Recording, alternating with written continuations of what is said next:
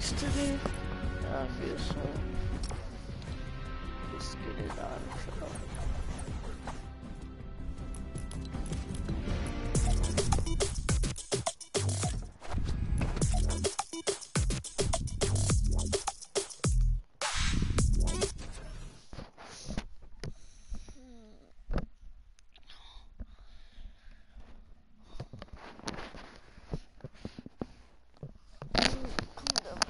Skin.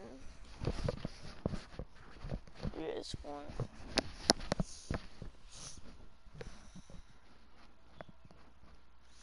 Go down and hit that like button. Go to YouTube. So hit my like button. Down below that, you got 1 subscriber now. So sad.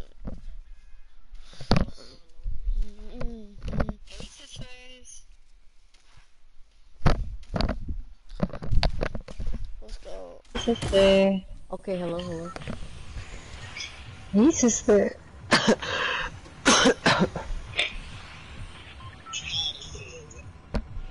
Hey, sister. Please. Oh my god. Hey, sister. Dudes are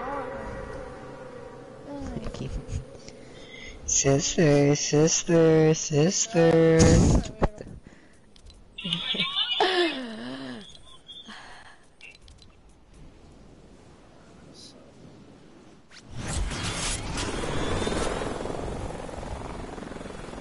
Like you're on drugs.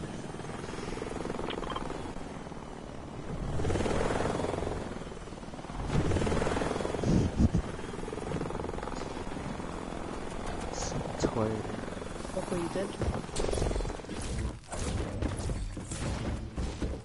On me? Are you crazy? Dead. I'm 14 health,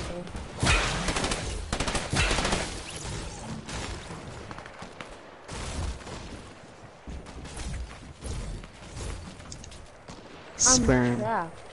It's sperm. No, it's not. Don't say that.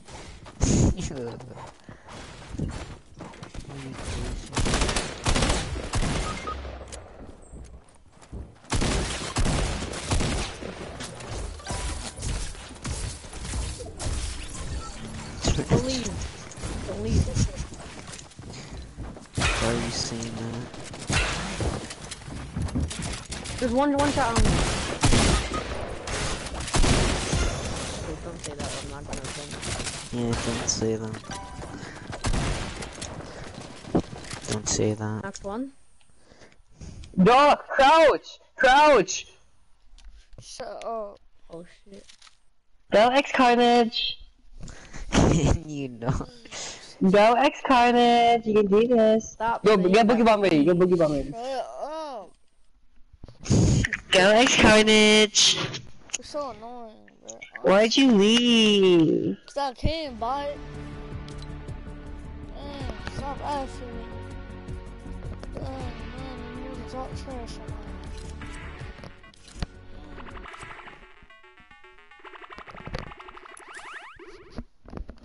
So what have been this?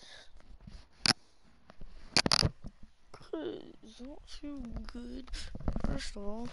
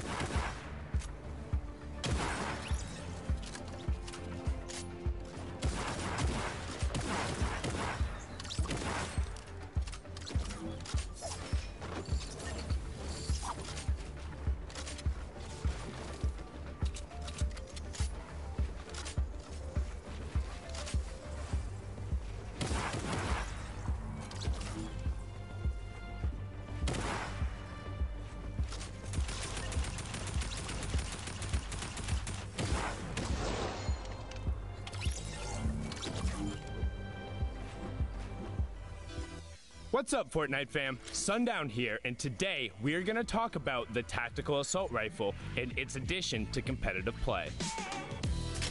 The Tactical Assault Rifle is probably one of the best additions to the game. It's a long-range weapon where you could save AR ammo if you have a drum gun. Small bullet you can find everywhere, so it's a good weapon. The Tactical AR is an uncommon, epic, and legendary weapon that utilizes light ammunition and has a high rate of fire. It does 22, 23, or 24 damage depending on rarity, has a pretty fast first shot accuracy timer, and a dope reloading animation. I mean, come on, just look at it. We've seen a lot of competitive players opt into using the Tactical Assault Rifle over the course of the Fortnite World Cup online open qualifiers. So let's hear from some of the players who qualified for the finals and get their thoughts on the TAC AR's addition to the game. It's really good. Like really good. Once you get to endgame scenarios like 5th zone and beyond, it absolutely beams. It's very viable in meta right now. Everybody's been using it. I like it because you could actually sneak up on someone. It has this low sound, so it's hard to hear. It has its viability due to its first shot accuracy that can make it really strong, and the fall off damage isn't as strong as it was for the silent SMG, which got vaulted. I reckon the gun's awesome for endgame because if you've got height, that gun can really get a lot of eliminations because it's like a laser, and people endgame tend to have less HP than they would towards the early and mid game. So I think it's really strong in situations. Thanks for watching. What are your thoughts on the Tactical Assault Rifle, and when do you like to use it? Send us your opinions using the hashtag Fortnite World Cup, and I'll see you on the battle bus, or maybe on the high ground with a TAC AR.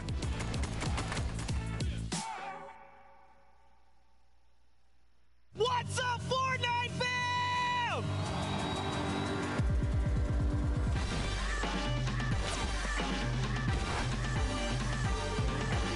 Today, we're going to be playing for $3 million for charity, folks, and it is going to be an incredible time.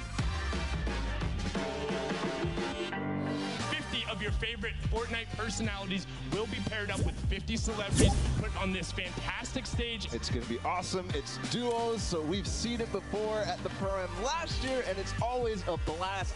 I can't wait to see what's going to happen.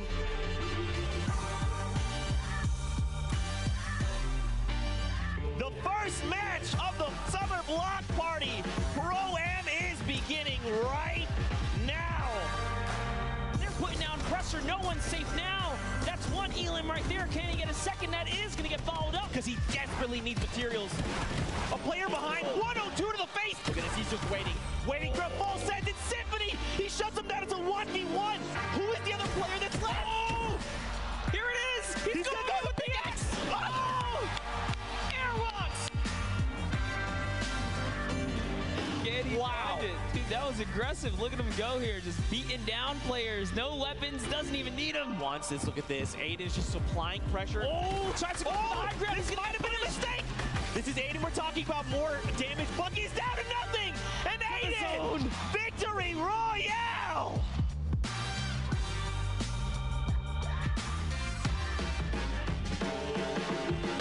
Ball, it doesn't connect with the shot. Marshawn Lynch hits 75 blue. One great shot connects up, comes up over top. It's a second right there, and the Rift goes out. Oh, she's on the run. She's chasing it down. You're not gonna let this one go away. Oh, no, you know you're a solo. No turning back now. 35 wide on that damage there, and Ewok got the target. One build remaining, and that's it. He's gonna land in front of him, and Typical Gamer.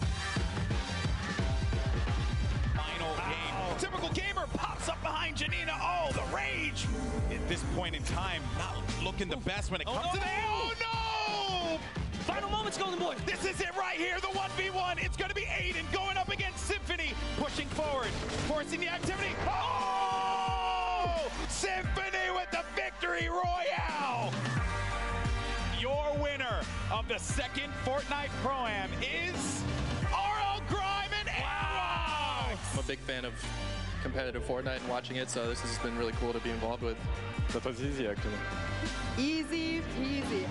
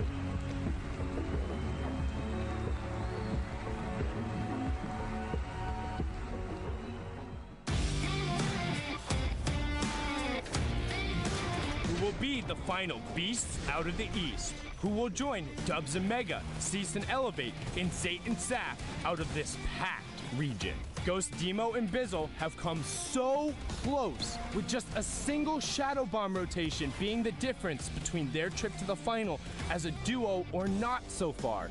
Can they clutch up in the final week and put their high execution style strategy to work? And the question everyone wants answered: can Tfue and Cloakzy or Ninja and Reverse make it to the Fortnite World Cup final? Both have come so incredibly close in different duo weeks, and both have the eyes of everyone in the Fortnite and gaming world on them. Will these Titans move on, or will someone else rise above them in the final moments?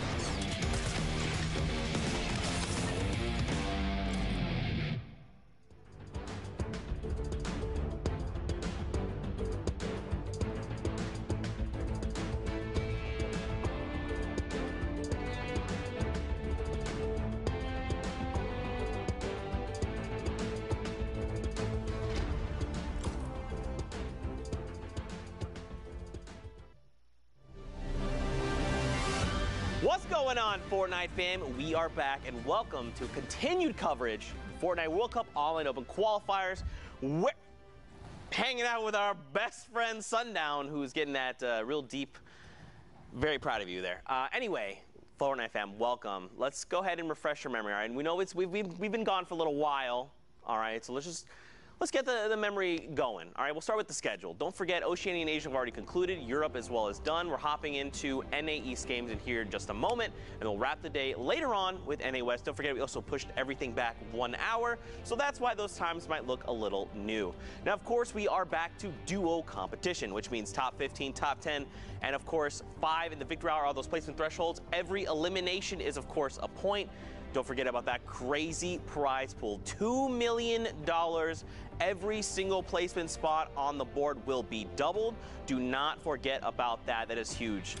Now, of course, guys, a $2 million prize pool is pretty cool. You know, it's pretty cool, but what's more important are those qualifying spots. 4 up for grabs, 4 were up for grabs in Europe, excuse me, 3 in NA East, 1 in West, 1 in Asia, Brazil, Oceania, of course. I mean, we've seen quite a bit of Fortnite action today. And I mean, it's just going to continue getting better. Don't forget, we're hopping into NA East here in just a moment. But first, we kind of touched on it before this last little break. We got a new competitive Twitter, FN Fortnite. Is that what it is? FN Competitive. Fortnite is a good one. FN Competitive, F Monster with FN Fortnite. Check out the medias. It's where we're going to be posting a ton of stuff in terms of competitive, whether it's highlights, polls, tips and trick, VOD reviews, creator content, whatever you are looking for in terms of the creative side, competitive side. I got you. Will be on there. FN Competitive. You can check it out right there. But as Zeke said, 5 more spots are up for grabs. We hopped into Brazil a little bit before the break. They'll be wrapping it up. We'll have those final standings in a bit, but now we're going to jump into NA East, where 3 of the last 5 spots are up for grabs, and let's take a look at where the standings have shaken out so far. So first, only 2 or max 3 games have been played so far, but Slacks and Keys up top, 38 in the spread. We always talk about it. 9 points so far separating. So that's a decent buffer after your first 2 games. Yeah, for sure. I mean, especially with already a victory out under the belt, it's got to feel really, really good. But don't forget, we're still just kind of beginning games out. We're still feeling these games out. It is finals day, the final chance to punch your ticket to the finals in New York City. So I would expect to see the standings shift, especially if a group or two has like a really standout game. You know, we're talking a 20-point game. We could see this shift dramatically. Yeah, I mean, a 20-point game would definitely shake it up. But to be said, like, that was a lot of players in NA East who we've seen a lot of. 72 Hours in Vivid. You had Naga Ops and Kenneth up there, Z-Laner and his partner. So it's no strangers to the top 10, and they're going to look to keep that pace up there. Aircool, also shout out to him. So a lot of those previous Summer Skirmish veterans showing up in Week 10. That's right. Everyone is putting everything on the line to try and punch their ticket to the finals. But now, Fortnite fam, we're not going to keep you up too much longer. Let's get ready to hop into some games. Remember, we have a new person joining us. That is Shia Wager, and we have Bala TW to get us through all these games. Gentlemen, please, after you. Thank you so much, Zeke and Sundown. I appreciate it, and I just cannot wait to get in these games. Shayo, I'm excited to cast with you for the first time. It's going to be great, the VOD review duo coming in. But you know what else I'm more excited for? We are getting into some NA East games, and there's so many names who have yet to qualify, Shayo. All the big names, Cloakzy, Tfue. We've got Tom at the top with Vivid right now. It's going to be a dope time. Experience that you don't want to miss. I want to get right to it, Balla. Yeah, let's get into it. The Awesome. games are ready. Let's go right now into the first couple of NA East games. I mean, Shayo, these Vivid, Tom, I mean, Tfue, Cloak, Bizzle, Demo. There's way too many names to list that could still qualify. There's only 3 spots to grab them. A lot of people, and the hole's really small to fit in through, so we'll see getting right into it with Ghost Assault going to be going up towards a mid-ground lair. About the 5th zone, just locking in a very prime position as well on the zone wall. He's going to be trying to get up in height just to see if he can have a better vantage point on everyone around him. We are in the snow biome, a lot of hills available, also a lot of different types of sight lines available for different duos in different layers of height. Yeah, and this Assault and Innocence duo from Ghost, I mean, they have been probably actually one of the most consistent duos throughout NA East and throughout the World Cup overall. Both controller players, both, you know, part of that controller gang and crowd that people are looking to have one at least full duo qualify. Still, it hasn't happened yet. Absolutely. Right now, it just looks like they're going to be playing safe. These guys are up in the top 10 of the leaderboard. They're going to make sure they want to replicate those results they've had in these first 2 games. We talk about the way you play games now. It's been 10 weeks. It is duos as well, so there's more brains at your strategy. A big double heavy snipe coming in. Not sure if, yeah, it was both duos synchronizing that at the same time. Sometimes you can pick up on a heavy snipe that's coming off from across the server as well. A lot of action going on now. Vertical sight lines coming through. Some desynchronization on that floor placement there. We're going to see what they can do as we go to a big aerial shot of the entire snow biome at the moment. And yeah, talk to me, Shayo, about the mobility that these players are all starting to use. We're about to come up onto that, you know, that 6th zone waiting period before it starts moving. But everybody's trying to make their plans and even getting some double heavy snipers in. We already saw one tick through, and now Painful goes down. His teammate Tyler's trying to get away, and I think he is going to manage to do that, but not before Assault and Innocence grab from those spoils. You talk about the mobility. That was the priority there from Assault getting in, just picking up that jump pad as well as topping off his smokes all the way up to 6. Very smart stuff in and out, making sure he doesn't get too much pressure from other duos as everyone looks for those free loot piles near the end of the game. Now we have Fernando on a mid-ground layer as well. Erupt Slades is here as well. We'll see what he can do. Volds and Slades might be using 2 different names amongst each other. All these players switching up their names. 2Chan's going down as they hold up the Stormline pressure from their mid-ground tarp layer. A lot of chug splashes available from this duo as well. Now using Stinks. We'll see if they can play off of them or look for another angle. Going to be pushing towards Germ. Goes down from that Stink. Unfortunate there. They're going to be on a low ground layer, though. They're going to have to move up at any moment here before the action starts seeping in from zone 6. Oh, and unfortunately they're split heavily as we go up over Polar Peak. That launch pad's not going to get him all the way up, but you can see Keo and Imshoots right now using those shadow bombs to full effect to get up the mountain. Keo unfortunately falling down and taking a little bit of storm damage, and I think that's going to be the end of him. Yes, he does fall down, and the rest of these players also trying to do it. I mean, I just saw probably 3 duos total go down right now. Devious and Frosty, Wildo and his duo as well. That's crazy. They call Polar Peak the great filter of the Fortnite competitive scene, as it's always about, do you have that rotation, do you have the mobility, or do you have the smarts to get up with your mats? Not only that, where do you base up after that on shambles or not? We see Niddle also on the top 5 at the moment with his duo Casker, sitting not at that much white health, but that Siphon can click in, especially off of sitting in that ball, looking for that opportune moment to get the guaranteed damage and elimination to make sure he stays on top for those 8th and 9th zone big pop-off moments. See, almost taking those opportunities out of the baller right there as a couple players rotated directly in front of him, but for now, just outlasting the rest of the server.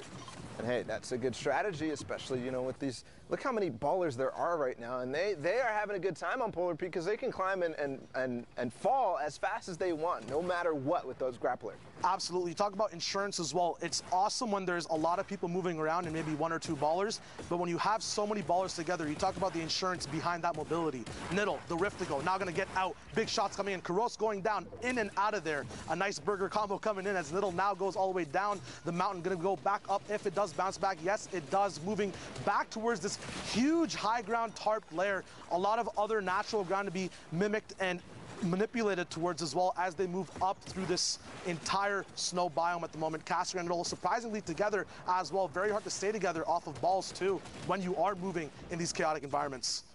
Unfortunately, that zone just went on the edge, so a lot of the players who were going onto low ground ended up being able to just come right back up without having to go down. But then Casker and Niddle with the rift play, trying to take high ground. They do take it from Tuxi, and his teammate Nut is somewhere looking for sure, but they have high ground now, and that is what they need. They have the advantage. They have all the position to win this game. This is all part of the game plan. This is Niddle's consistent strategy. It's always near zone 7 or 8 where he goes for that last-minute high ground take and then just starts to trickle down. We see that in international regions. Brazil does it really well. DK, as he just goes down tarp by tarp, moving like this. Zextro getting popped. His duo, Vinny, going down as well as these guys are now moving towards it. Niddle bombarding the server with his positional advantage above everyone else. Metal doesn't matter when there's 2 people shooting at you at the same time. White shots coming in, a trap coming down to delay that elimination coming through from Casker as he has vertical pressure. Niddle with that horizontal pressure unfortunately did not work out. He goes down, but Casker with the quick drop down, can he capitalize off of this position that he's in on height at the moment? That player Puffin got chunked all the way down to what looks like 1 HP there, and then I think they did end up cleaning up, but no, Casker still having height, but Assault way down below. There is so much of a height difference here. Assault could capitalize if he just looks right back in his zone and knocks out either one of these teams. I believe they're going down as Casker takes out Top Gun, and then all the way down, he does have that redeploy, so it's now Assault versus Puffin, and the rift up from the top. Casker is coming straight down. Assault is going to take care of Puffin as he was low HP, and now in the zone. Casker looking to find exactly where he needs to go. He's going to get 1 or 2 layers above Assault. Assault slowing the pace down a little bit. He still has a lot of materials to work with, and we're getting down to those final seconds of this zone. Casker versus Assault. Here comes the ramp out into the zone. He does get a shot. Now it's Assault with the HP advantage, but Big flicks. Casker with the flick shot onto Assault. He's going to take that game by himself as Niddle combines with him to 8 elimination and 18 points in that game. Amazing control of knowing when to drop down, when to stay up. Casker playing that insurance. We talked about it with balls, but even as a duo, being sure you're split up and covering for each other's losses will always net you that win at the end. And I'm already just giggling to myself right here because Tim the Tatman and Wildcat is the first players we're going to be hopping in with on board. With them 1 point in this game, this could be one of their first couple. One big topic in the Fortnite community as well is the content creators versus the competitive players and their success in getting games done, getting those qualifying spots secured. Blue damage coming out from Tim. Can he see that the individual that he was shooting at, Remdog, is going to have a weakness on his left side wall? He's going to go for that blue, but it's not enough. Not enough dynamic building. In a bad position, he gets beamed down, but the pressure's still coming in from Tim as he bobs down on metal tarps with his duo Wildcat. These guys are going to be showing everyone else that, hey, even though I stream Fortnite for fun a lot of the time throughout the day and make dope content, I can hang out with the big dogs as well and pop off when the moment's right. Hey, they were both at that Pro-Am, and here they're perfectly executing a pinch as they get shot a little bit, but I think they still have it. Yes, Wildcat's going to take down that player, and Tim's going to get the finish. Doing that classic animal aspect, right wall, left wall, showdown there on that other duo that they just cleaned up in record time. Not sure where the other individual is, but it's just big pop-off moments. So maybe they learned something at the Pro-Am, right? Absolutely. That high-pressure, high-stakes situation, they played on that stage that a lot of these players are vying and fighting to get on at the end of July. Absolutely. Talk about high pressure. Now we're on high ground where the pressure is very different, as this is the moment where you have to capitalize. Make sure you get as many eliminations and pick up your points where you can, because it's not only about winning games. You have to be dynamic enough to pick up on advantages, get those elim points, get a nice 50-50 split on what you're doing. You can't just be complacent and play these games bopping and Ghost is lost. Up top shooting at, oh, never mind. Can they get that beam off the sky? Yes, they do, as he comes rocketing down to the ground, landing below. We'll see who picks up that loot in just a second. One smoke grenade left for Ghost, so not that much insurance as we talked about before, but we'll see if he can make his position. It is the best one on the server, right behind where the storm is going to be rotating to, and we'll see if he can pop off from that moment as well. So here now, 6 zone starting to move. You said it was the best position possible in the server, and I just have to wonder, why is that, Shio? I mean, they have the high ground, and their back is What's going on here with Ghost and Boppin? So in this position, as you can see, they get a nice theater widescreen 16:9 native view on the entire rest of the map moving straight towards them. And they don't have to use as many mats at all. People can rotate below them. They can follow tarps. They just are allowed to do anything they want on their own pace when you have height right behind the storm. It makes it so that the storm moves onto you. You control the pace of the game. But if you do tunnel vision like they are now, sometimes you get left behind on the storm. Snaz FN, this aim is ridiculous as 2 people have now been beamed. 6 eliminations across both individuals who are still maintaining height, which is a very difficult feat from the 5th zone all the way to the end. We'll see if it's possible. Now Waterfall's coming down. It's very, very hard to have that mat management and be able to still move forward, moving zone to moving zone as the distances are so far. At this moment, though, we see them utilizing just 1 tarp layers. Hold Her Hand getting knocked by Ghost. Swervo on the low ground as well, doing a lot of work, seeing if he can survive and get up top. Just look at this big view of the map moving forward, all metal. And Wildcat's still up in this game, so he's, pushing towards those placement points and earning them as we speak right now. Moving closer to that top 10, Boppin and Ghost up on high ground. We've seen them time and time again find these opportunities, find these picks. Not going to find that one, just barely, as he escapes from below him. Right now, again, tarping. Being efficient with their materials. They're still lasting a little bit longer, but each time they get knocked out, they get reset. They have to refresh and figure out what they want to do. Not a single one of their eliminations they have gotten the spoils from, the materials to refresh up on. Absolutely. I feel relaxed looking at this right now. It looks like these guys are just low effort aiming. The server is just moving towards them because their position is just so good. A lot of connects coming in as well. There's going to be a mountain that people have to move up on. Boppin instantly seeing that and moves up. Awesome game sense there. He connects. Now they have an entire choke line on everyone else at the bottom of this side of the server. They can end the game before the 9th zone even shows itself. And I love what they're doing here. You talked about Boppin getting that mountain, getting the connection here, but Ghost is just staying down below. He knows the conditions of the server. He knows it's running dry on players, so they're making sure that they maximize all of the eliminations they can get, all the potential they can get out of the server. And I think they're going to clean up here, Shio, as they take out one more in Cam, one more player for them to find. This awesome positioning by both people, spreading apart, then coming together on pinches. Now they're going to fight together. No reason to give the individual Keen 2 1v1s and risk that win. A big tarp coming through all the mats. They finally got some fruition from their eliminations. We'll see if Keen can pull a Savage and Shadow up. He's trying to. Not possible. They're bopping, coming out with a donkey laugh. Easy claps from this duo right now. Keen still working at it. Ghost has lost. Very awesome and smart play there, going for that last elimination point, making sure these guys have everything from this game possible. Just a perfect 5th to 9th zone height hold and awesome win at the end of the day. And timing was everything there. They already blocked him out. You saw he tried to shadow out, but he didn't find any opportunities to get out from under that carpet that they made. It was so wide, so strong. And by the time that he ran out of HP, by the time he was about to go to the zone, they made sure they capitalized and got that last elimination. Absolutely. I'm seeing something a little bit odd here. I see Riversen on NA East. The East servers. Hello. And, not with his normal partner at all. Anthony, this is a new one for week 10. Absolutely. You talk about week 10 pressure. It makes people make these not maybe drastic, but interesting choices to make sure they are on top of their game and have the most amount of chance to qualify. They're playing at their peak performance. So at the moment, Anthony and Riversen, 2 big powerhouses, solos and duos coming together. We'll see if they can use their position as a pivot point to make sure the entire server answers to them, just like we saw from the last game, Lola. And Anthony is one of those players that was severely, very, very hyped going into back at TwitchCon all the way back then in last fall. It's almost a year now since then. That's pretty crazy to think about. His partner Joseph splitting up now and, going with Riversen here, and Riversen obviously possibly moving to the East Coast for this.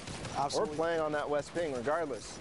Big beams coming in as we talk about playing offer utility. Bolt Glace going down to this insane Munch Wombo combo. We talk about positioning as well as Anthony stays up top, letting Riversen stay in the fray of the fight, but providing support as well from just one level above. And they have that pyramid and floor edit as well. It's going to be impossible for those individuals who just went down to do anything for defense. But, Riversen looked as the role model of the West community. A lot of people learn a lot from watching his VODs and his streams. We'll see what he can do on East. Right now, it's still perfect stuff. Maybe he switched up for his ping as well. But if he is playing on 60, it looks really good. Looks good indeed. Now moving on to another duo that definitely looks good. It's Commandment and High Sky.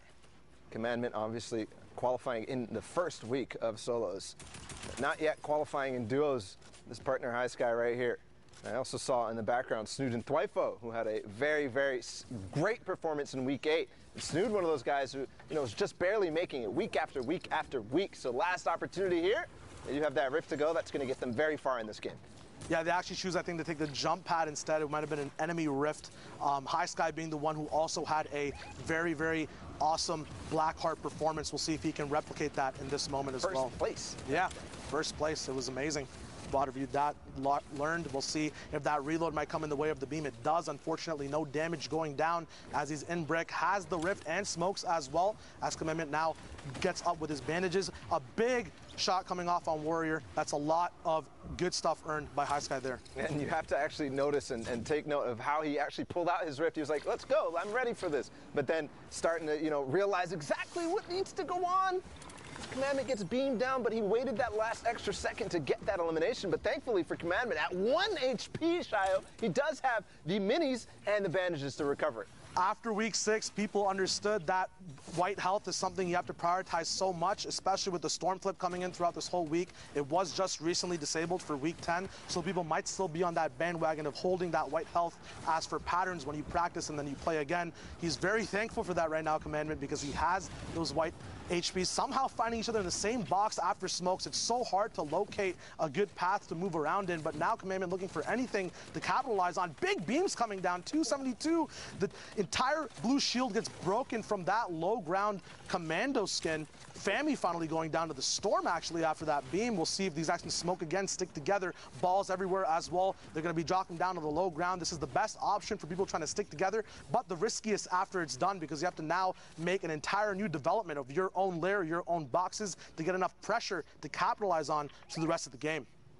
Now Commandment going down to low ground here with High Sky. I'm curious of what's in High Sky's inventory, because we haven't seen them swap any sort of heals or anything like that yet. But Commandment did get that siphon from the player who went down the zone, but hold on.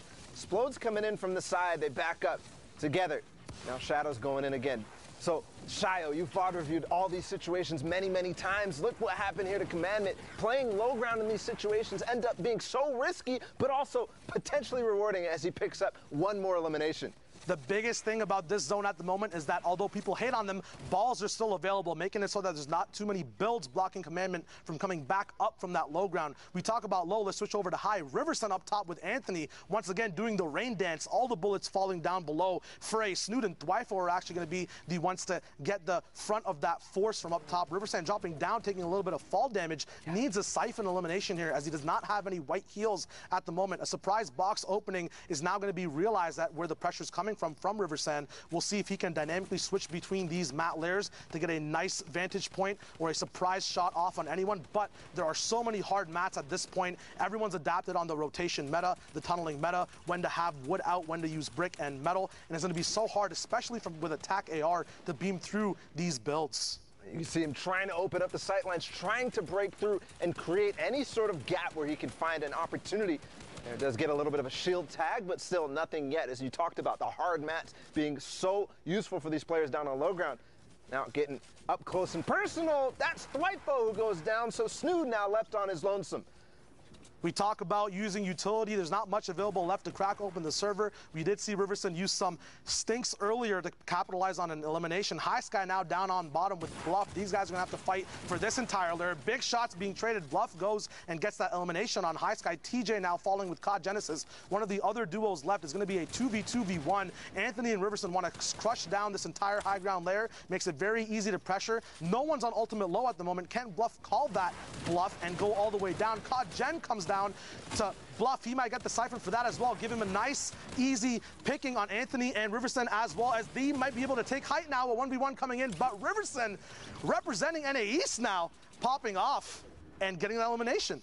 Switching coasts, and I think that was a perfect, opportunity to talk about their chemistry there in the last moments. That timing by Anthony and Riversun to come down right on top of all the duos, right as they all felt within each other, all of them trading shots together, and then they just come in and clean up. That's all they needed to do. Absolutely, just stick on the same page, not one person building and one person shooting, 2 shots coming in, and a nice 1-for-2 trade there, or 2-for-1 trade, netting them the win. We now have Zofer chilling on, once again, a Polar Peak lair. Looks like every region is now having their own respective biome to play in. We saw EU with a lot of Geyser Northeast games. We'll see if the filter, the great filter, can be overcome this time as Thick Boy Uravs and 99 Zofer see if they can hold off on this pressure. The wall replaces, you're never sure how much ping your enemy has, how much you have. Ooh. A big trap placement coming in. B-Man going down, no secret there, as the whole server now knows the mistakes they've made on that push. That was a crazy prediction there by Zofer to realize, hey, he's pressuring my roof. He maybe got a roof or two or whatever, but then realizing he's going to drop down on my wall next. I'm going to go ahead and preemptively place this trap. And he fell right into it. The grind that these players do, Atlantis to Duo Arena to these big pro scrims, you'll be facing so many people and identifying so many patterns that sometimes it's just second nature to predict things that just work out for you all the time as well. Sheep and Famhood now on the top of Polar Peak. Speaking of second nature, I mean, we're in the box fight era right now, so that is exactly true. As Sheep and Famhood with the high ground on Polar Peak, they're trying to control this entire thing. They're trying to control that edge, and it could be so valuable for them. No, I'm gonna go ahead and dive down. At the moment, not Panda, not in his natural climate. Gonna get frosted over by Sheep, who's gonna survive with that big wool fur all over his body. These misfits up top gonna make sure they're gonna do a little bit of mischievous things to the rest of the server as well. 4D, Raz, and Vorpal though, sneaky right below. Not sure if Famhood and Sheep know where they are. Famhood making sure he has some insurance just in case the zone does bounce back. It's actually looking like it is gonna go a little bit behind them. They have that prime position once again. You just mentioned the insurance right there. What Famhood did was actually connect to the side of Polar Peak so that he makes sure, hey, Raz and Vorpal, I know you guys are down there. I know we landed on your base, but this is our real estate now. If you want to go ahead and make edit plays, no, you can't. I bought it. And the Fortnite housing market has some beef in it right now. We'll see if these guys can figure it out, up that property value. Gonna look at low ground right now. Once again, these people getting caught on the backside of zone, maybe using that rift a little bit too late, all the way up top. Postic taking an elim out on Tyler's. Tyler's now getting knocked after that. The sacrifice you make on low ground sometimes can be too much to give you any advantages as well. A stink grenade coming out on the follow-up. Axiom perfect math. Yeah. Right? He's doing it in his head right now. He knows exactly what he hit that player for. He saw the white damage come through. He did the math. He did the addition. He knows one stink is going to take you out. So perfect recognition here. They took out Painful's teammate a second ago, but no, I thought he was going to go ahead right through the back of that. It's going off the side of Polar right now, and we know who's up on top. It's still Famhood and Sheep continuing to hold that real estate. The big thing about this Polar mountain, especially when you're playing on the side of it, is it always gives you natural ground to connect to on the mid-ground tarp layer. So that's going to be very important for all these teams who are going to be looking for shots above and below. Trying to shoot up from mid-ground is always a big risk as you can get knocked down from below you, but now that can be opened up. So Sheep is being very meticulous about where he looks at, focusing a lot of his attention on the low ground layers because he knows that this position might be a little bit more vulnerable than usual. Big shots coming out on him, but he has a lot of shields and a rift as well, just in case things do hit the fan. We'll see if he has to use it at all, dropping in Storm to now waterfall down. Once again, dope mat management. He's going to be using one mat all the time to fall, making sure he falls diagonally to make sure he saves on a mat from a tarp switch as well, which is really nice. One elim amongst this duo though, so the capitalization on points might not be there yet, but there are 20 individuals left alive, 12 duos. That first placement point comes in, and we'll see if they can get more points all the way up to the Vic Roy. I really like what they're doing here, moving so slowly forward. Does find Raz, who's below him all that time before, but slowly going in on the edge, really making it so that people don't realize that they're a threat, that they're up there, that they have high ground and they're owning the game right now. Famhood still looking for those opportunities, just like you said. I think he's going to find one more as these players decide to fight. Couple in the zone. He does find KZ, but falls all the way down, unfortunately, going all the way down to 21 HP. And I already see a problem here because there's stink grenades on or in play, really, up on high ground. Stink grenades in play on height is one of the most dangerous things because sometimes you can't even build higher. It's a lot worse for you at the end of the day. Wall replaces coming in. Dynamic Menace goes down. The 2-tap coming in. Very nice stuff from Sheep here. He's going to start to go down as well, but he's getting pressured from all sides at the moment. Famhood is also alive on a tick of HP right now. They're going to be looking for connects if that's possible. Famhood staying up so he doesn't get damaged at all either. And that crazy switch, mat switch right there as he was waterfalling down with wood, and then suddenly he switches. He still had 430 wood. Switches to brick. Makes it possible for him not to get knocked down. And I'm seeing a bunch of names down here that we started with. We saw Uravs, Posick, and then Bumpa and Slappy, who each week we have been coming back to, and they've been getting better and better as they've started their journey as a duo together. Absolutely. High tier loot as well from everyone, so every shot that connects will connect hard. Clank now trying to find a way through with Posick. We'll see if they can come up. 5 eliminations up. Can they get more? The final placement points has been handed out. A Shadow comes in, and he gets stopped and slapped away. Slappy gonna get eliminated at the end over there. Some edits getting misplayed from Clank. Can he make it in? 46 HP, 26 now. A lot of damage taken, gonna be detrimental towards the end of the game. Fanhood actually goes down, so Sheep is left by himself. Clank jumping all the way up. Looks like he actually gets eliminated by the Storm, trying to go for an advantageous position. Slappy actually got the elimination there because the Storm took him out, and Bumpa's still alive, so that point does connect, and they get into the top 5 as Super Evan goes down. Now it's a 1v1v1. Bumpa goes out to Godnik right there, and it's Sheep versus Godnik. Sheep on the high ground, Godnik down below, but he's in a little bit of a pickle because there's actually an iceberg in the way. He goes out in the Storm. I think he might have just taken high ground. Sheep doesn't realize where he's at. He's using the chug to heal off. He's running away from Godnik. The first time we've seen the chug splash used in that sort of manner, running away, getting the ice on his feet on purpose, and then going right out. The chug splash it's here, it's ready, and we're getting back to those crazy heal-offs, Shayo. It's happening. It almost looked like a PG fight was going on, but we'll see. Go back to Zeke and see what's up with the rest of the games coming up. I like that rhyme. I'm about that, Shy. I like you. You're a really cool guy. Man, what an insane game there coming out. The Chug Splash, man. I'm telling you, we have not seen the ceiling for this item. And people are going to continue using it to do some really fun and crazy things like that, but great for the player to identify, you know what, I can just live. I'm just going to keep just splashing the ground. I'm good.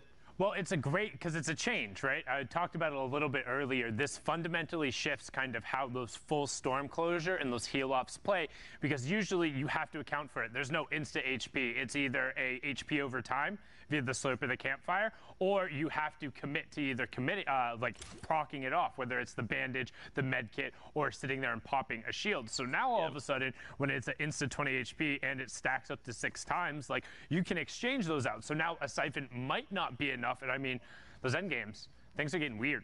Things are getting weird.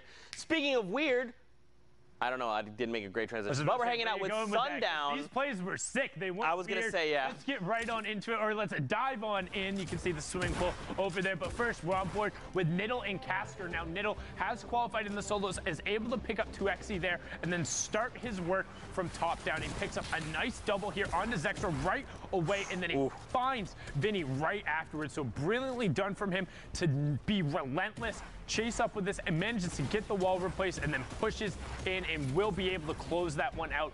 But gets knocked there. Casker, however, held the high ground, didn't go down to contest, and is going to be able to ride this one out. You can see it's a 2v1v1, but he equalizes by picking up Top Gun and then getting the first shot and the second one, 6 HP left. We talked about the difference that could end up being it, but Ghost is lost, and Bop didn't look lost here. They were able to put the Bop on the rest of the lobby, picked up Snaz there, and this one was all about control.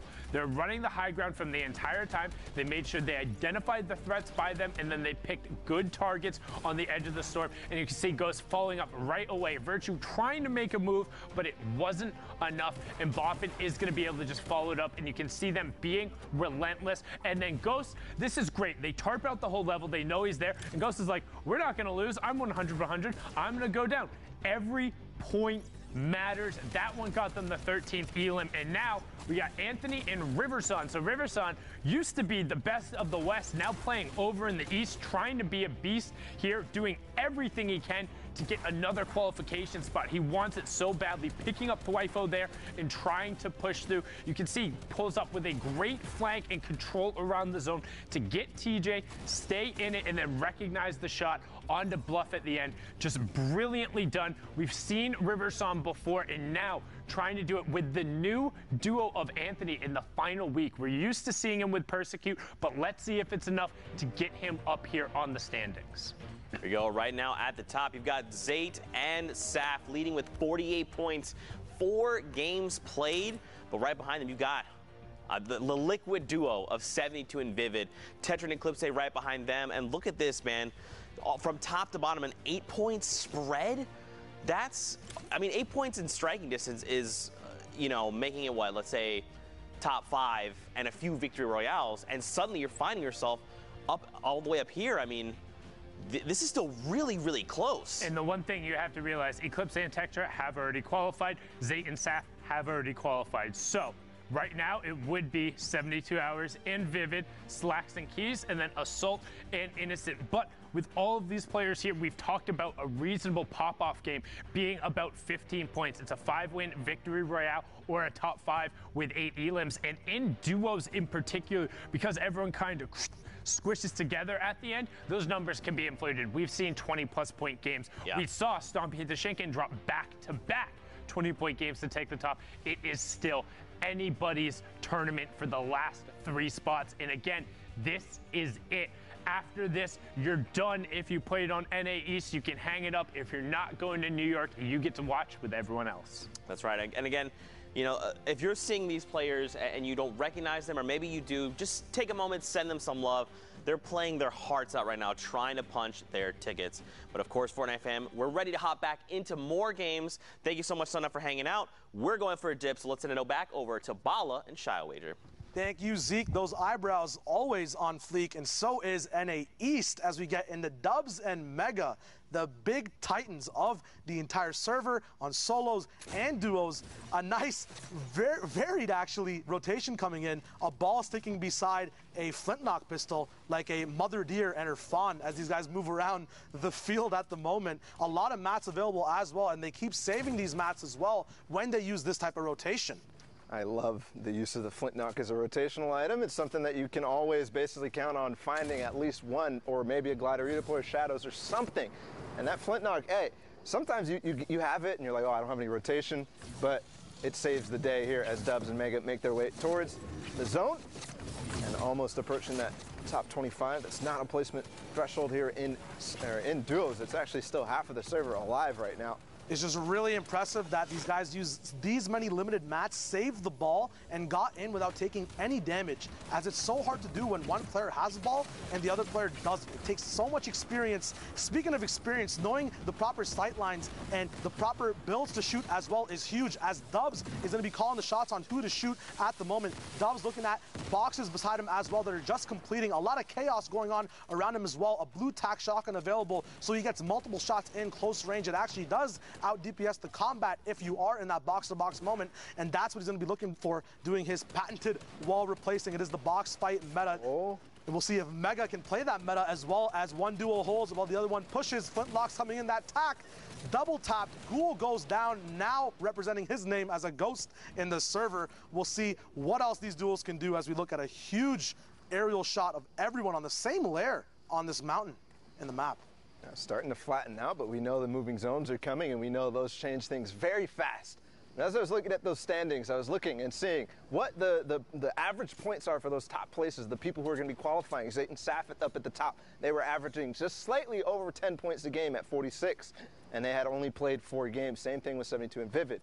And, you know, I have a funny story about Dubs and Mega, actually. Dubs was giving me advice on how to play in the finals. He's like, Bala, you got this. You can qualify. All you need to do is get 10 points a game. I'm like, okay, buddy. You're only one of the few people who can do that consistently. One of the only in the world. We talk about the placements and where individuals are in these leaderboards. The first 5 games and the last 5 games, and these 5 shots coming out of Vix are so different and important as he gets that knock. When players are playing your first 5, the mentality is very different. You have some momentum, but as you move around in those leaderboards, those last 5 games, people start getting more serious. People start throwing games. Speaking about throwing things, all these bodies getting thrown in the air as everyone is on rotation at the moment as the zone just starts moving. Looks like no one's really moving that late. Rote is left behind with Zeshi as well. And I'm already seeing the top 3 players or duos up on the leaderboard, Vivid and 72, and we saw Keys and Slacks as well down below them. Looks like Vivid is in a clutch situation right now as his teammate is already down, trying to find the player on the zip line. He heard it coming. Started to put his attention immediately on it as he tunnels forward. Again, we talk about it every single time. It's always get ahead of the zone, look back. Look for those gatekeeping shots as he sees, he opens it up, gets the stairs in, the edit comes through. Divine had no chance and no speed to realize that that was going to happen from Vivid taking opportunity. to find that elimination. Divine on the low ground now being dropped down to the underworld as Vivid starts to make his way up. 72 has been eliminated, so it's all him. Only 10 mats though, so it's just him and a Dream at the moment. Now has to barrage through enemy builds with his pickaxe. Has an edit though. The last mat that was his in that box. The dynamic zipline play coming in as he does gain a little bit of height, but needs to go even higher. Balls flying all around him in the map as well. H-tag going down. Can he get the mats from that elimination? Yes, he can. 20 metal only though, as he still has to rely on his trusty pickaxe, denying a player height on that layer as well. He does have one launch pad and one mat left. Tickers all the way up top with Hornet, who has qualified in solos as well. We'll see if he can replicate that and get double qualled with his dual partner as well. Kuturba dropping down a layer. We'll see if Vivid can find a way up. Vivid doing crazy things right now. Fortunately, the zone did go back in his favor, so he doesn't have to spend too many materials as it's going downhill. And he uses the one piece of metal to block that shot, and now he's looking for more. He's looking to refresh. He needs to find something, possibly both of these eliminations in the storm. Yes, this is going to be the mats that he needs to refresh. Not even much, though. Every single time he finds an elimination, there's not much at all. The edit coming through, is he going to finish it off? Yes, but does he get the mats? Not really. Not really just yet, but taking the time, going back, still. Only 10 builds, really 15 builds here. Vivid, can you really do this right here with no mats from all the way back when? Clutching up, now into the top 5. He is doing this. The big thing about getting these low ground eliminations is that everyone else is also in shambles. The big wall barrage coming in with the flintlock, just nice knowledge about where your materials are and where the angles are to get in. Has 2 heavy snipers available as well, so he takes multiple chances at moving through. Has to move up layers though. Silent edits coming in. Big Enas as well as Frat gets flown off that low ground as well. Vivid's just moving in ways I've never seen. Can he get that launch pad off? No. It might not be enough time. Vivid now going down to the zone is going to hold back as much as possible to see if the enemies were making a mistake, but that's the game. Hornet and Tickers playing the positional game there and winning it off with all this multi-high and low ground coming out. Look at these tarps, Bala. Yeah, this fossil is ridiculous as it goes all the way back. I mean, really, we could actually track the story of Vivid, right? He had no materials through all of this. He barely contributed to that thing, but he survived until top 2. So what a performance there from Vivid, and that's why they're up there. That's why they're in second place right now. It's always that 1 or 2 pop-off game, and it's always also about staying consistent. If Vivid and Tom keep playing that way, easily they can qualify this week 100%. We see Stinks now, the big focus of week 10. A lot of people carrying them more than normal I've seen right now in all these regions. Nice dodges from Grasha there, though. We'll see if he can move forward. Has a lot of mats available for the moment. 3 elims amongst him and his dual partner Daxter, both representing E11 Gaming. They do have that patented flintlock and redeploy combo. I think is one of the most dynamic combos in the game, as you don't have to pull out anything if you fall off from height. It's very easy to kind of manipulate where you want to be exactly with those 2 items. Granted though, they do take 2 slots. But I mean, 2 slots, and we've seen the use of it. Actually, I don't know if we've seen it on broadcast yet, but there's starting to be a lot of innovative uses with the Flintlock and the Glider redeploy. You actually go faster, even horizontally, when you use that Flintlock and the Glider redeploy, because you shoot that Flintlock, it pushes you with the momentum, and then you're using that Glider redeploy to just carry you forward. The biggest thing about it, too, is that you can choose when to stop and take your shots as well. We see a lot of stuff happening on low right now as well. We have Pika on the server as well. What is this? Is West just migrating to East? What is going on? Why are you here, Pika? Maybe on East? The timings of West, they thought, hey, we should get into games now, and they fell off on the East. We'll see if they can get the stuff done. There are 2 more qual spots on East compared to West, though, so maybe that's one big thing if these guys think that they can pop off. I mean, we've seen in the past Psalm, you know, he is a West Coast player, but the first week he actually moved over to East, making sure that he gives himself the most opportunities, the most spots, and he qualified first try. He's actually even East still with his partner Symmetrical this week, so Pika taking a little bit of a note from Psalm. Yeah, absolutely. At the moment, though, this is not the first chance. This is the last chance. It's week 10, so everyone's pulling out all the tricks from the bag. No secrets here. We'll see if we get anything equivalent of an Olaf boost. We'll see if there's any secret stats happening as that door edit comes through. People now have adapted to that, though. They know that someone's coming through that door. Assault taking all his shield off when he gets onto this rotation. Only 2 minis available. We'll see if Innocence has any heals as well to supplement this duo as he gets booped a little bit of interruption there on his minis. He does have shadows available. Once again, one player on shadows, one player on the balls, and in perfect position as well as he can beam Hydra from the zone line. A nice dynamic switch onto the floor from the wall once he realized that someone was already pressuring that wall. This is just those micro decisions these players make at the last second of these shots to get that elimination when they move across the map as well. They're going to be on rotation now. We'll see when they box up and go back. Assault getting beamed from the back, not realizing there was a player who's going to immediately realize that he's there. But I got to talk about it. We said pulling out all the stops. Assault and Innocence right here. They're sticking to the tried and true. The one baller strat. We've seen them do this. Even dual baller all the way through from the beginning, but they just got rifted. That baller is gone now, and they have to dive. No, Innocence is still down there, actually. I misspoke. There's so many players in the sky right now, but still. So I think he still has that baller. I think he could still last a lot, but look at his HP right now, not working out just yet. Where did Assault go? Did he land nearby? He landed on the mid-ground there, Bala, and he got right to work as Branchies, who is also on East right now, playing it up, gets a big knock down from Assault. He, as soon as he landed, even though he was split, went straight to work, started bullying Davon, who also landed with Fernando on that mid-ground, and he has this insurance. Once again, getting tagged up, people just predicting everything these players are doing when it comes to smokes. There's no safety available. Everyone's on their best behavior. They know all the stops they can pull to get this pressure down. Assault's now getting dynamic with it. Might not move the same way to get that shadow off. It might affect him on the amount of distance he can move, but he still has mats, 500 wood left actually, which might prove fatal near the end of the game as that wood can get shredded through, just like cheese in a grater. We'll see if he can keep it yummy though. Assault on 41 HP, needs some more food, needs some more eliminations to get that siphon off and get him back up to 100. Sees that Stormline sight line as WordBro gets .exe out of the game. He's off now, 28 builds left for Assault. He doesn't get to pick up those mats. Owen and Threats owning probably the best mid-ground tarp they can have right now, but they're getting stinked off of it as there's so many people fighting for these high mid-ground layer tarps as well. Staying on board with Assault, just great shots as he immediately realized that player was going to make an edit on him, getting the double combat shotgun shot through. And I think he wants to go for the mats, but maybe a little bit risky. Does find a med kit. Is he going to find the time to pop it? Is this the final zone? I don't think he's going to be able to do that unless he really goes for the full heal off right here. Now, down on low ground, there's still so many people left alive, Shiloh. I mean, there are 11 players total, 7 duos still remaining in this game, and it's final zone. It is time. 1 minute left in the game.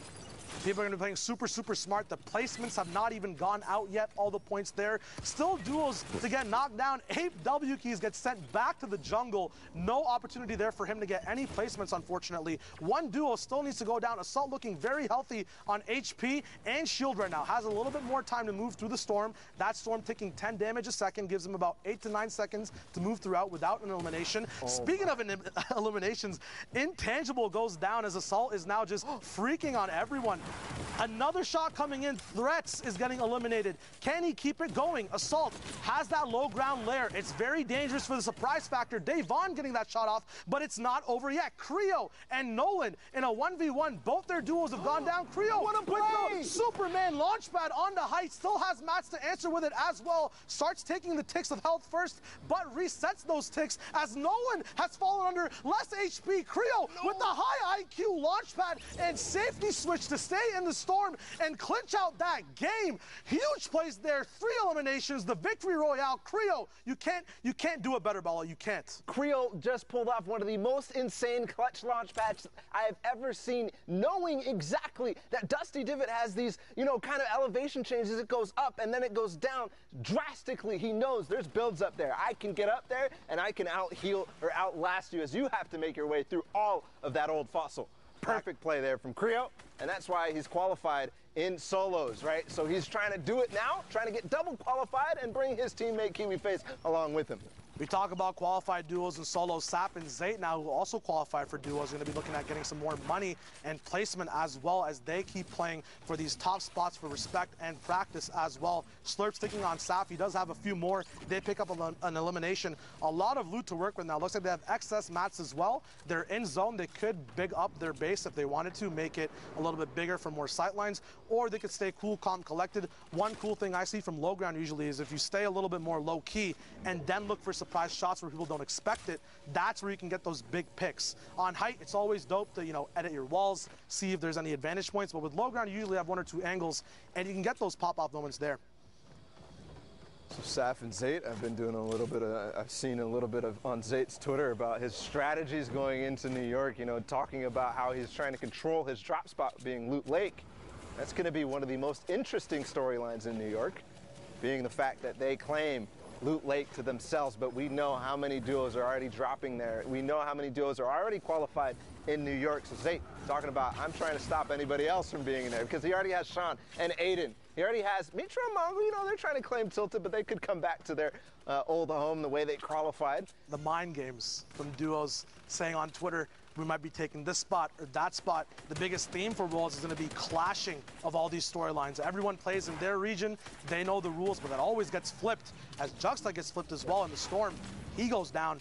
Easy Elim points picked up from Saf and Zayt. Yeah, I do want to shout out real quick somebody who's been doing a lot of research on those clashes going into New York in solos. He put together all the drops. That's Arcane on Twitter. Absolutely amazing work. He just does that week in, week out, and now we really can look at a map and say, okay, we're going to see this, we're going to see that, and I can't wait for it. But you know what else I can't wait for? It's Fuzzy and Hogman. This is one of the teams that has had those, heartbreaking weeks, those heartbreaking moments, but also very positive, triumphant, because every week they're up there as Hogman picks up webs. Every single week, they are getting so close. And we saw them up on the leaderboard before, right around possibly this game is fresh for us, not even realizing any of the points here. Hogman, you are crazy. He just went all the way up on high ground with the baller, and Fuzzy's doing the same too, but staggered because now, no, just barely. I thought he was going to take full high ground while Hogman fights from below. But what a crazy play there. They're all of a sudden in a really good position. They talk about the use of ballers in competitive, but no one does it better, I think, than Hogman and Fuzzy. Hogman was the king of ballers coming in from solo. He's kind of given that knowledge to Fuzzy as well. The amount of time they can keep these ballers alive near the end of the circle. A Rift coming out now, seeing they can once again reposition. Looks like their game plan is always zone 6 and 7. Fight for that height. Use your mats then. So if the balls don't work, we'll see if the Rift to go can work. And it does almost, as Hogman gets that slow deploy, but pops off on Sean Claude from the back. We'll see if he can build up. Another shot coming in. The Sidewinder combat shotgun. We'll see if he can wall replace here. His enemy goes down lower towards the ground. Sean gets that Elim, or Hogman gets the Elim confirmed on Sean. Multi-layered high ground available as well for this duo. Yeah, and I'm curious, okay, they are going to use the launch pad to get right back down. Actually, Fuzzy's going to go ahead and drop all the way down. He does have that glider redeploy, but one thing I'm noticing in their inventory, they have the chug splashes. We saw the play earlier from Famhood. So that is a possibility here in this game, but there's still so much to play, Shio. The Chug Splash is one thing you can always bait and switch with. We saw that high ground PG fight about to happen, but instantaneously that heal-off came in. We'll see what these duels can do with the utility they have. Brispy going for a nice utility play as his trap gives him some fruition, but he can't capitalize on getting those mats, ammo, or weapon upgrades because these guys have to move for the Storm. Sometimes you can get those high priority Elims down, but you won't be able to get everything out of them except for just the points, and it might make it so that you fall behind on tempo for the rest of the game, moving on positions. Speaking of tempo, I love how Sherry here is not, full topping all the way through, but what he is doing is placing a floor and a cone on the bottom layer and making sure that if anybody's going to go below, I can make that edit. I can open up on you. A lot of personalized styles from a lot of people. Palbro going down. We'll see Cherry actually moving behind his builds as his duo stays up. This is huge. 6 duos left alive now. 1 more placement point left. We'll see who's allowed to play and who is not going to get any placement points from